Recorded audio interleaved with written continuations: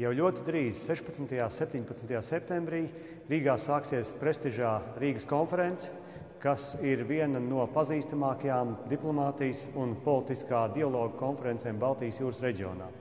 Es aicinu jūs visus, kas ir ieinteresēti drošības politikā, diplomātijā, starptautiskajās attiecībās, ņemt aktīvu līdzdalību šīs politikas un šīs konferences veidošanā un vērošanā, kā arī sekot mums online, internetā, Twitterī, uzdodiet jautājumus, nesiet kautrīgi, izmantojiet šo konferenci un tajā uzaicinātos cilvēkus no Turcijas, Vācijas, Baltijas valstīm, lai viņi dalās ar jums savās zināšanās, bagātinieties un mācieties.